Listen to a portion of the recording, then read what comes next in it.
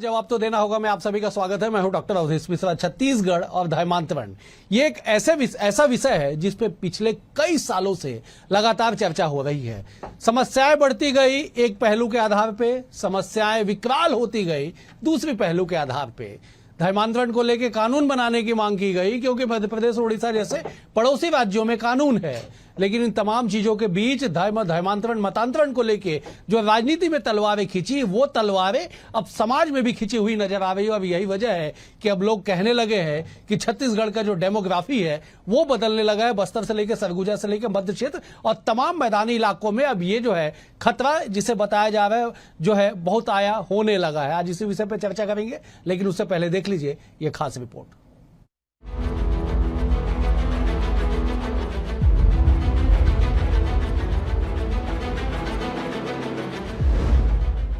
धर्म बदलना, धर्म परिवर्तन करना, धर्मांतरण, मतांतरण, दरअसल यह ऐसे शब्द हैं जिन पर छत्तीसगढ़ में जमकर चर्चा हो रही है। चर्चा न केवल इस गंभीर समस्या पर बल्कि चर्चा इसके उपायों पर भी हो रही है। इन सब के बीच दिवंगत दिलीप सिंह जूदेव के बेटे प्रबल प्रताप जूदेव ने पदयात्रा निकालने की बात कही, जिस पर सियासत तेज हो गई है। छत्तीसगढ़ में धर्मांतरण एक बड़ा मुद्दा। धर्मांतरण की समस्या पर पूर्ण समाधान की उठी मांग। धर्मांतरण पर कानून बनाने की उठ रही है मांग। 2024 विधानसभा में धर्मांतरण पर कानून बनाने का प्रस्ताव हुआ था पास। धर्मांतरण के खिलाफ कानून का तैयार हो रहा ड्राफ्ट में प्रमुख 17 पॉइंट्स को किया गया शामिल। धार्मिक स्वतंत्रता अधिनियम दिया गया नाम। कानून के उल्लंघन पर जुर्माना, कड़ी कार्रवाई का प्रावधान। संदिग्ध मामलों में जिला प्रशासन के आवेदन पर पुलिस विभाग करेगा मामले में कार्रवाई। प्रदेश में अब तक कानून नहीं हुआ लागू। सबसे बड़ा डैमेज ये करते हैं धर्मांतरण का। अंदर ही अंदर हमारे लोगों को हमारे अंदर से खींच लेते हैं, पता भी नहीं चलता। दीमक की तरह ऐसे लोग काम करते हैं और इनको एक्सपोज करना बहुत जरूरी है और इसलिए हमने पदयात्रा हम निकालेंगे। दूसरे धर्मों में परिवर्तित हुए लोगों की घर वापसी करवाने में जूदेव परिवार का नाम आगे रहा है। धर्मांतरण के खिलाफ जूदेव परिवार की मुहिम को आगे बढ़ाते हुए अखिल भारतीय घर वापसी प्रमुख प्रबल प्रताप जूदेव जल्द जशपुर से रायपुर पदयात्रा करेंगे। प्रबल प्रताप जूदेव ने धर्मांतरण को एक बड़ी समस्या करार दिया। उनका मानना है कि छत्तीसगढ़ की डेमोग्राफी बदल रही है। डीलिस्टिंग और धर्मांतरण के खिलाफ सशक्त कानून की आवश्यकता है। छत्तीसगढ़ के लिए धर्मांतरण एक गंभीर विषय है। उप मुख्यमंत्री अरुण साव का कहना है कि सरकार राज्य की आवश्यकताओं को ध्यान में रखकर काम कर रही है। धर्मांतरण एक चिंता का विषय है। सरकार जल्द एक ठोस कदम उठाने वाली है। धर्मांतरण के लिए कानून का उपयोग पहले से हो रहा है। आने वाले समय में मजबूती से कानून बने, सरकार प्रयास कर रही है। आने वाले समय में जो एक बहुत बड़ी चिंता का विषय है धर्मांतरण, उसको लेकर भी ठोस कदम हमारी सरकार उठाने वाली है और अभी कर भी रहे हैं। तो इस दिशा में हमारी सरकार बहुत गंभीर है। छत्तीसगढ़ में धर्मांतरण पर रोक लगाने की चर्चा तो हो रही है, मगर सियासत उससे एक कदम आगे चल रही है। सियासी गलियारों में नेताओं के बीच घमासान देखने को मिल रहा है। कांग्रेस ने सरकार पर तंज कसा। कांग्रेस के पूर्व प्रदेश अध्यक्ष धनेंद्र साहू ने कहा कि भाजपा हिंदू धर्मांतरण मंदिर का मुद्दा उठाती है जो मौलिक जरूरत नहीं है। यह इनका वोट बैंक का हिस्सा है। वहीं कैबिनेट मंत्री टंकराम वर्मा ने कांग्रेस के बयान पर पलटवार करते हुए कहा कि यह उनकी घटिया मानसिकता है। सनातन धर्म के लोग हैं, सनातन को मानते हैं। यह वोट की राजनीति नहीं, सनातन धर्म की राजनीति करनी चाहिए। हमेशा भारतीय जनता पार्टी हिंदुत्व को, मंदिर को, धर्मांतरण को, जो हमारे मौलिक विकास से जुड़े हुए विषय नहीं है, इसको हमेशा उठाते रहती है, सिर्फ वोट बैंक के दृष्टिकोण से लेकर के। और ये जो घर वापसी की भी बातें हैं, ये लगभग ये चुनावी एजेंडा ही है। देखिए, ये वोट की राजनीति नहीं है, ये उनकी घटिया मानसिकता है। सनातन धर्म के लोग हैं, सनातन को मानते हैं और अपने सनातन धर्म की रक्षा हर व्यक्ति को करना चाहिए। अवैध धर्मांतरण मतांतरण एक ऐसी समस्या है जो दिन प्रतिदिन गहराती जा रही है। तमाम दावों और हकीकत पर सियासत यह एक दूसरे को जिम्मेदार बता रहे हैं। इन सब के बीच सुकमा से लेकर नारायणपुर तक की घटनाओं को भूलना नहीं चाहिए और इससे पहले बहुत देर हो जाए धर्मांतरण पर कड़ा प्रहार वह भी सियासत में बिना हाहाकार के होना चाहिए। Bureau report BSTV Chhattisgarh. इस रिपोर्ट को देख के आप समझ गए होंगे कि आखिरकार स्थिति क्या है और छत्तीसगढ़ में क्यों इसकी मांग लगातार की जा रही है। दरअसल एक नाम याद कर लीजिए, स्वर्गीय दिलीप सिंह जुदेव, जो मिशन घर वापसी चलाते थे, जो दूसरे धर्म में जा चुके लोग जब वापसी अपने घर में करते थे, अपने धर्म में करते थे, तो पैर धो के पीते थे और वही परंपरा उनके बेटे प्रबल प्रताप जुदेव जो है वो चला रहे हैं। अब उन्होंने कह दिया कि जसपुर से लेकर रायपुर तक वो पदयात्रा करेंगे और अधिक से अधिक लोगों को इस आयोजन से, इस अभियान से वो जोड़ेंगे। लेकिन छत्तीसगढ़ में धर्मांतरण को लेकर कड़ा प्रहार हो रहा है और सियासत में हाहाकार है। आज इसी विषय पर चर्चा कर लेते हैं। तीन बेहद ही खास मेहमान, वरिष्ठ मेहमान हमारे से जुड़े। मेहमानों का तारुफ सबसे पहले आपसे करा देता हूं। बीजेपी की ओर से राजीव चक्रवर्ती जी है, वरिष्ठ नेता है, प्रवक्ता है। राजीव जी, आपका बहुत स्वागत है। कांग्रेस की ओर से धनंजय सिंह ठाकुर जी है, वरिष्ठ नेता है, वरिष्ठ प्रवक्ता है। धनंजय जी, आपका भी स्वागत है। सूबे की राजनीति पे पैनी नजर रखने वाले, राजनीति की बेहद करीब समझने रखने वाले रामावतार तिवारी जी भी हमारे साथ है। रामावतार जी, आपका भी बहुत स्वागत है। राजीव जी, मेरा पहला सवाल आपसे है, भाजपा का शासन, डबल इंजन की आपकी सरकार, धर्मांतरण एक ऐसा विषय है जिसे लेके बतौर विपक्ष आपने पुरजोर राजनीति की। बस्तर के नारायणपुर की घटना आपको बखूबी याद होगी, एसपी का सिर फोड़ दिया गया। आप लोगों ने कई बार इस बात का उदाहरण दिया कि सुकमा के एसपी ने पत्र लिखा। 1 साल हो गई सरकार को, आज आपके नेता कहते हैं कि पदयात्रा करेंगे। कहां है कानून, बताइए जरा। देखिए उदय जी, ये बात कानून की नहीं है, बात राज्य की नहीं है, बात सत्ता की नहीं है, बात है एक संग्राम की। और ये संग्राम बहुत पुराना भी है, नया भी है। संग्राम है, आज से 800 साल पहले भी पोप की सत्ता चलती थी पूरे यूरोपीय देशों में, और पोप जिसे चाहता था वो राजा से भी बड़ा होता था या शासक से भी बड़ा होता था, और वो चाहता था कि उसके हिसाब से सत्ता चले। ठीक उसी प्रकार पे एक तर्ज पर अंग्रेज चले गए, लेकिन अंग्रेजों की स्थापना हम 1800 मानते हैं, लेकिन उसके पहले 1790 में वो चर्च बना दिए दक्षिण के केरल राज्य में। और वो चर्च चाहता था कि हम चले गए, हमारे लोग चले गए, लेकिन हमारी सत्ता धर्म के आधार पर चलती रहे और वेटिकन सिटी, भारत सहित पूरे जो कॉलोनियल स्टेट है वहां पर चलती रहे। हमने देखा है कि किस प्रकार से जो नॉर्थ ईस्ट था वहां लालडेंगा रोज भारत के झंडे जलाया करता था। क्यों जलाता था? वो कहता था कि नॉर्थ ईस्ट के जितने राज्य थे कि हमारी संस्कृति चर्च की संस्कृति है, हमारी संस्कृति ईसाई संस्कृति है, भारत की संस्कृति से हमारा कोई मेल नहीं खाता। उसके बाद जो हमारे ख्रिस्त बंधु जो भारतीय संस्कृति को अपना चुके हैं, उनके ऊपर भी दबाव डालते थे कि आप तिलक मत लगाइए, प्रसाद मत खाइए, आप बिंदी मत लगाइए। तो इस प्रकार की वर्जनाओं का एक षड्यंत्र दिखता है। वो षड्यंत्र है कि अभी धर्मांतरण बाद में राष्ट्रांतरण हो जाता है। आपका जो प्रश्न था कि हमारे राज्य होने के बावजूद, तो देखिए राज्य तो किसी का भी, हम तो सेवा कर रहे हैं, राज्य का माध्यम है, लेकिन अंदरूनी तौर पर जिस प्रकार से धर्मांतरण हो रहा है और धर्मांतरण के जो चक्रांत है वो चक्र ऐसा चल रहा है कि बाद में कहते हैं कि हमारी संस्कृति नहीं है, हमको अलग कर दीजिए।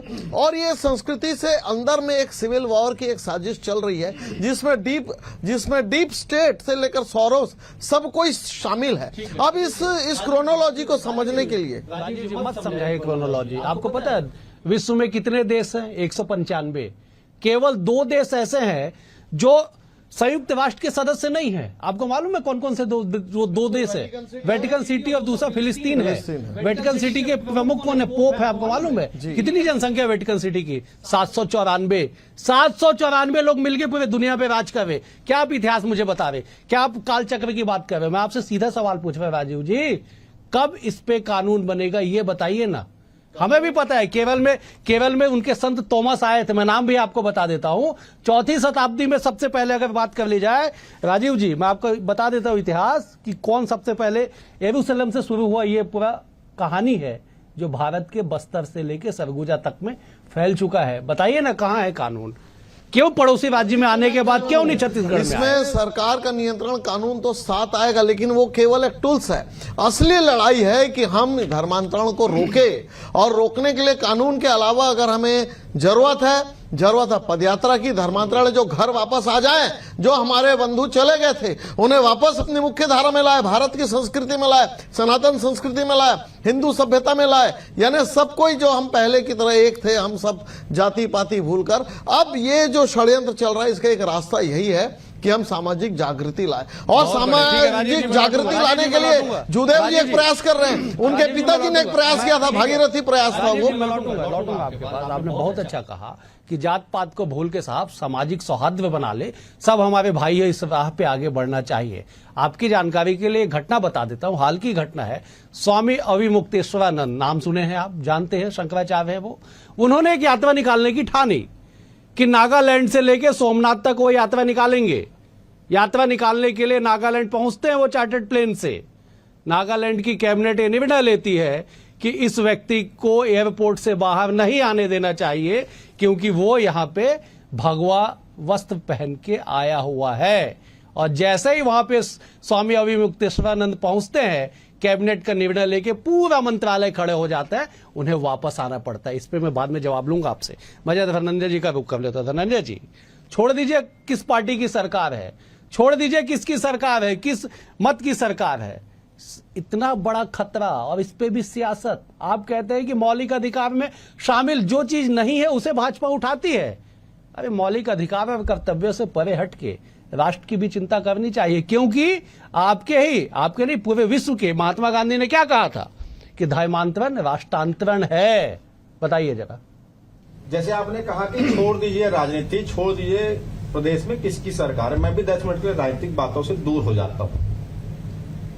मैं ये कहना चाहता हूं कि जसपुर जिला जो आज है, स्वर्गीय दिलीप सिंह जुदेव जी अब तो देवतुल्य हो गए, बिल्कुल, वो लगातार धर्मांतरण में घर वापसी अभियान चलाते थे। दिलीप सिंह जुदेव जी के रहते तो जसपुर में हुआ ना धर्मांतरण, जहां से वो रहते हैं, जहां वो धर्म बचाने के संघर्ष कर रहे थे। क्या दिलीप सिंह जुदेव जी उस धर्मांतरण को क्यों नहीं रोक पाए? क्या ऐसी उनकी व्यवस्था थी लोगों की जो अपने धर्म को परिवर्तन करने मजबूर हुए? क्या उनकी ऐसी मजबूरियां रही? क्या उनको लालच दिया गया? जैसा अक्सर धर्मांतरण की डिबेट में लोग चर्चा करते हैं कि लालच देकर धर्मांतरण कराया गया। अब प्रबल प्रताप सिंह जुदेव जी आ रहे हैं, मैं तो कहता हूं घर वापसी अभियान आप चलाइए, लेकिन क्या भारतीय जनता पार्टी के नेता स्वर्गीय चाहे दिलीप सिंह जुदेव जी हो या प्रबल प्रताप सिंह जी हो या अभी बागेश्वर नाथ जी जो निकाले थे पदयात्रा, क्या इन तीनों ने कभी ये अभियान चलाया कि कोई घर ना छोड़े? ये अभियान होना चाहिए। आखिर धर्मांतरण को लेकर जब आप लालच की बात करते हैं कि लालच में या आर्थिक लाभ से या उनको सुविधाओं को लेकर कराया जाता है, तो क्या इन्होंने कभी ये बात किया है कि उनके जो घर जो धर्म परिवर्तन करने मजबूर होते हैं, क्या उनकी कोई मजबूरियां रही होगी? जैसे लालच की बात आती है, क्या उनके शिक्षा, स्वास्थ्य, रोजगार, उनके आर्थिक जो समस्याओं का निराकरण करने का प्रयास इनके द्वारा किया गया? या निराकरण करने के लिए इस प्रकार से कोई यात्रा इन्होंने निकाला है कि आदिवासी वहां पे भूख से मर रहा है, वहां पे शिक्षा है, वहां पे स्वास्थ्य की समस्या है, उसका आर्थिक तंगी है? क्या इसके लिए कभी इन्होंने निकाला है? मैं स्वागत करता हूं घर वापसी अभियान की। आपके चैनल के माध्यम से मांग करता हूं किसी भी व्यक्ति को, चाहे कोई सी भी मजबूरी हो, अपना धर्म, संस्कार, परंपरा को नहीं त्यागना चाहिए। लेकिन भाजपा जो धर्मांतरण की राजनीति करती है, भाजपा जो व्यवस्था की राजनीति करती है, मैं तो कह रहा हूं ना, आज से लगभग 2 साल पहले माननीय न्यायालय ने केंद्र सरकार को नोटिस किया था, जो उनको निर्देश भी दिया था कि धर्मांतरण एक बड़ी समस्या उभर कर सामने आ रही है, क्यों उसमें कानून नहीं बनाते? 11 साल हो गए, प्रधानमंत्री हैं नरेंद्र मोदी जी, और यही भारतीय जनता पार्टी धर्मांतरण की बात करती है और कानून बनाने की बात करती है। छत्तीसगढ़ में आप ले लीजिए ना, धर्मांतरण रोकने का कानून मौजूद है। अभी 3 घटनाएं हुई है, एक धमतरी में, एक रायगढ़ में, एक शायद दुर्ग में। धर्म परिवर्तन के दबाव में उसने आत्महत्या कर लिया 3 लोगों ने। पुलिस के पास गए, पुलिस ने मदद क्यों नहीं किया उसमें? तो ये सिर्फ भारतीय जनता पार्टी का राजनीतिक प्रवंडा है। मैं राजनीति नहीं करना चाहता, मैं जिम्मेदारी से बात करता हूं। आप उन लोगों की जो मूल समस्याएं हैं, क्या हम भी सरकार में थे, ये भी आज सरकार में, क्या सरकार की योजना उन तक नहीं पहुंच पा रही है? क्या सरकार उनको व्यवस्था नहीं दे पा रही है? ठीक है ना। दूसरी बड़ी बात, आप देखेंगे मध्य प्रदेश की 2 घटना मुझे जिक्र आता है कि शिवरात्रि के दिन एक दलित को शिव मंदिर में घुसने का रोक दिया जाता है, एक आदिवासी युवक को भाजपा में पेशाब करता है। आप अगर धर्मांतरण रोकना चाहते हैं तो पहले प्रेम सद्भाव उत्पन्न करिए, उनकी जो आवश्यकता है उसकी पूर्ति करिए, और मजबूरी ना हो उनको, ठीक है, क्योंकि ठीक है। बातें तो ही आती है कि लालच देकर करवाया जाता है। ठीक है, ठीक है। रामवतार जी, शिक्षा के नाम पे, स्वास्थ्य के नाम पे, रोजगार के नाम पे, आर्थिक प्रलोभन, शादी के नाम पे, चंगाई सभा के नाम पे, सीधे प्रलोभन देके या दबाव या आतंक के दम पे जो धर्मांतरण कराया जाता है, इसे अवैध की श्रेणी में माना जाता है। सवाल यह साहब कि छत्तीसगढ़ के 1 मैं आपको आंकड़े बता देता हूं, 1.92% ईसाई जनसंख्या है छत्तीसगढ़ में। चौंकाने वाले आंकड़े हैं। 2001 और 2011 के बीच में 4,10,000 से लगभग 5 लाख हो जाते हैं। और आप चर्च गिरजाघर छोड़ दीजिए, प्रार्थना सभाओं में जाने वालों की संख्या मौजूदा रिपोर्ट के अनुसार पे लगभग 11 लाख की संख्या छत्तीसगढ़ में। कैसे टूटेगा, कैसे बचेगा छत्तीसगढ़? रामवतार जी, एक और रिपोर्ट मैं आपको बता देता हूं। कुछ रिपोर्ट कहती है कि केवल नारायणपुर, इसलिए नारायणपुर का नाम बार बार लिया जा रहा है क्योंकि यही की घटना के बाद छत्तीसगढ़ में एक नया मोड़ आया धर्मांतरण को लेके।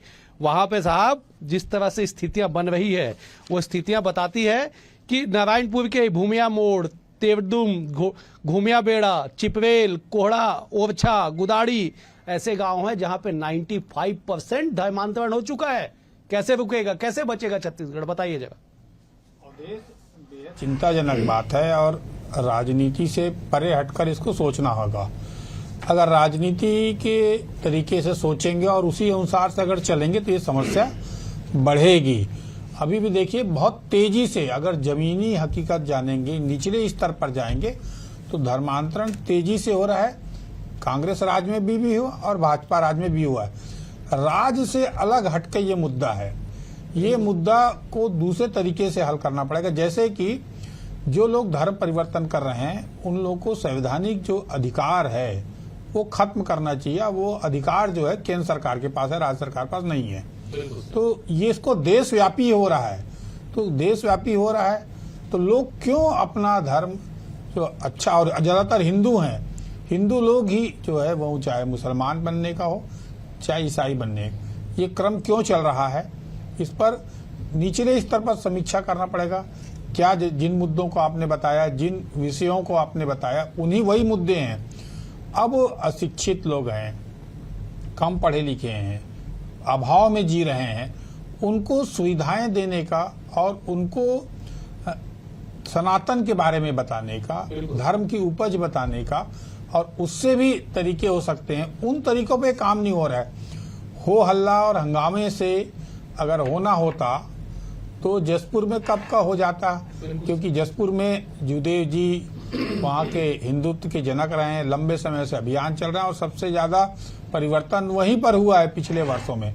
तो ये एक हल नहीं हो सकता। इसके अलावा जो मुद्दे हैं, जो गरीब लोग हैं, जो अशिक्षित हैं, जिनको जरूरत है, उनको जरूरत देने कैसे समाधान होगा? जैसे भाई अलग हट के भी सोचिए तो अगर उन इलाकों में, जसपुर के इलाकों में, अंबिकापुर के इलाकों में शिक्षा पे तो काम कर रहे हैं ना, वो जितने लोग पढ़ लिख के निकल रहे हैं वो अच्छे, वो लोग देख रहे हैं कि उनके जीवन में परिवर्तन आ गया, तो वहीं से एक हवा बन गई। तो वो हवा के विकल्प क्या है कि उसके अलावा हम कैसे शिक्षा बेहतर देने की कोशिश कर रहे हैं, हम स्वास्थ्य के लिए क्या। व्यक्तिगत रूप से मैं जो है जाति धर्म के नाम पर लोगों को सोचूं मत, उस तरह देखूं मत और उनको अपने गले लगाऊं, तो उस दिशा में भी सोचना होगा, तब हल निकलेगा। अन्यथा जो है बहसों से ये हल निकलना होता तो बहुत पहले निकल जाता। बिल्कुल सही कहा राजीव जी, ये बात तो बिल्कुल सही है कि बहस से हल नहीं निकलना है साहब। हल कोशिशों से होगा, प्रयासों से होगा और उसे धरातल पे लागू करने से होगा। धनंजय जी ने ठीक कहा, आप चलाइए ना मिशन घर वापसी अभियान, स्वागत है आपका, उन्होंने स्वागत किया है, लेकिन इस बात की चिंता होनी चाहिए कि लोग घर छोड़ के क्यों जा रहे हैं। आप वापसी के लिए तो तैयार है, लेकिन जाए ही ना। जिस बात का उल्लेख अभी रामवतार जी कर रहे थे कि उस क्षेत्र में जहां पे मैंने 8-10 प्रकार बताए कि क्यों धर्मांतरण किया जा रहा है, उन क्षेत्र में उन सुविधाओं का विस्तार क्यों नहीं व्यापक तौर पे होता है, जिससे कम से कम ऐसे चीजों पे रोक लग सके। राजीव जी। डॉक्टर अवधेश जी, आर्थिक से भी ज्यादा जो क्रिप्टो क्रिश्चियनिटी है, जिसे कल जुदेव जी ने बताया। अब क्रिप्टो क्रिश्चियनिटी क्या है? मैं हिंदू हूं, इसका स्वांग कर रहा हूं और पड़ोस के घर में जाके कह रहा हूं कि देखिए आपके भगवान में वो ताकत नहीं है, हमारे भगवान में वो ताकत है कि आपके घर की सारी समस्याओं से हर कोई जूझ रहा है, आपकी समस्या ठीक हो जाएगी, आप हमारे साथ आइए, प्रार्थना करिए। ये देखिए, इसमें आर्थिक स्थिति बहुत कम है। सबसे ज्यादा जो उसमें दिक्कतें आ रही है, जो क्रिप्टो क्रिश्चियनिटी, जिन्हें आर्थिक विदेशों से पैसा आ रहा है, और इसमें आईएसआई का भी साथ है, इसमें पोप जॉन पॉल माननीय उनका भी एक साथ है। ये सारे लोग मिले हुए, और अब डीप स्टेट की जो बातें चल पड़ी है, परतें खुल गई है कि किस प्रकार से डीप सोरेस और उनके एजेंट चाहते हैं कि भारत में धर्मांतरण हो, मतांतरण हो और मिशनरीज एक्ट पूरी तरह से सक्रिय हो जाए और भारत की डेमोग्राफी बदल जाए और सांस्कृतिक हमला कर दीजिए तो भारत अपने आप खत्म हो जाएगा, न किसी गोली की जरूरत, न किसी मिसाइल की आवश्यकता। तो ये जो छद्मवार चल रहा है, ये जो क्रिप्टो क्रिश्चियनिटी चल रहा है, हिंदू बनकर स्वांग रचकर हिंदुओं के घर में जाकर उनका मतांतरण करना, चाहे वो आर्थिक रूप से। धनंजय जी ने कहा यात्रा क्यों नहीं निकलती? बिल्कुल यात्रा निकलती है, हर वर्ष विकास यात्रा निकलती है, सरकार सर्वे करती, चाहे आपकी हो, हमारी हो, कोई भी सरकार हो। लेकिन देखिए, ये जो सांस्कृतिक हमला हो रहा है, ये सांस्कृतिक हमले को हम आर्थिक रूप से भी तय नहीं कर सकते। आज तो भारत में खाद्यान्न का संकट नहीं है, पहले हुआ करता था, आज तो कोई भूखा नहीं सोता, खाद्य की भी गारंटी है। लेकिन ये जो सांस्कृतिक हमला हो रहा है, इससे यदि हम सचेत नहीं होगा, हम भाजपा कांग्रेस करते रहेंगे, इससे अगर हम सचेत नहीं रहेंगे तो हमारी आने वाली पीढ़ियां भी इनके चंगुल में फंस जाएगी। और वो दिन दूर नहीं जब देश में गृह युद्ध होगा और ये कहेंगे कि हमारी सांस्कृतिक विविधता नहीं है, हमारी संस्कृति चर्च की संस्कृति है, पोप जॉन की संस्कृति है, हमें अलग कर दीजिए इस देश से, या इस देश से तिरंगा हटा दीजिए, यहां पर केवल सूली लटका रहेगा। तो ये जो चिंता की बात है, इस चिंता को लेकर जुदेव जी जो प्रयत्न कर रहे हैं, या हिंदू समाज या संघ जो काम कर रहा है, या भारतीय या कोई भी कर रहा है, तो हमें उसके समक्ष सोचना पड़ेगा। और आज का जो ये हमारा बहस है आपके चैनल के, आपके स्टूडियो में हम बैठकर, तो मुझे लगता है ये एक सार्थक बहस है। इससे हम इस नतीजे पर पहुंचेंगे कि हम कितनी भी आपस में लड़ लें, लेकिन इस बात राजीव जी नतीजे बताइए ना। ये क्रिप्टो पे 27 पेज का रिपोर्ट है मेरे हाथ में, 27 पन्ने का रिपोर्ट है क्रिप्टो पे, कि क्यों, क्या, कब, कैसे, कहां और कब तक, सारे चीजों को उल्लेख है 27 पन्नों में। आप छोड़िए ना उस पे, आप समाधान देखो वो वो किस तरह चुपके से सब काम कर रहे हैं और चुपके से सेवा भाव से लगे हुए हैं। हम हंगामा मचा के उनके करीब नहीं पहुंच रहे हैं। ये मूल चीजें को समझना पड़ेगा, तब इसका हल निकलेगा। ठीक है धनंजय जी, मूल चीजों को समझना पड़ेगा। और कितने साल चाहिए मूल चीजों को समझने के लिए? आपने भी छत्तीसगढ़ में 8 साल सरकार चलाई है, और देश की बात छोड़ दीजिए, बताइए कितने साल चाहिए समझने के लिए, समाधान करने के लिए? देखिए, मैंने बहुत ही पहले शुरुआती अपने वक्तव्य में कहा, जैसे आपने कहा राजनीतिक बात नहीं होनी चाहिए, मैंने राजनीतिक बात नहीं किया, मैं एक यथार्थ बताया हूं। जैसे क्योंकि मैं जब से प्रवक्ता बना हूं, मुझे लगभग 12-13 साल हो रहे हैं, और इन 12-13 सालों में मैं धर्मांतरण में कई डिबेट किया हूं। हर जगह चर्चा ये होती रही है कि लालच से या दबाव से या भावनाओं पे बहका के।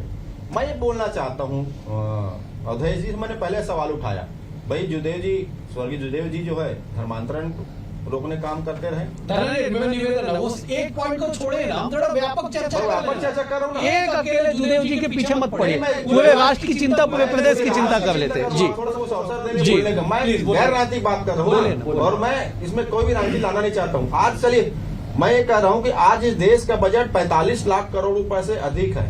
छत्तीसगढ़ का बजट 1.25 लाख करोड़ रुपए है। और उसके बाद अगर हम ये कहें कि कोई लालच में या स्वास्थ्य परेशानी से या शिक्षा की कमी के चलते या रोजगार की कमी के चलते या आर्थिक कमी के चलते वो अपने धर्म को परिवर्तन करने मजबूर हुआ, लालच में फंसा है, मुझे लगता है हम सबके लिए शर्म की बात है। कहां जा रहा देश का पैसा, कहां जा रहा राज्य का पैसा? उन निरीह कमजोर लोगों के पास क्यों नहीं पहुंच पा रहा सरकार की योजनाएं? ये बहुत बड़ी चीजें बोल रहा हूं मैं नहीं कह रहा हूं कि भाजपा दोषी, कांग्रेस दोषी या कौन दोषी। मेरे मित्र कह रहे थे ना कि विदेश से पैसा आ रहा है, 11 साल से आपकी सरकार है, क्यों नहीं रोका पैसा आपने 11 साल में?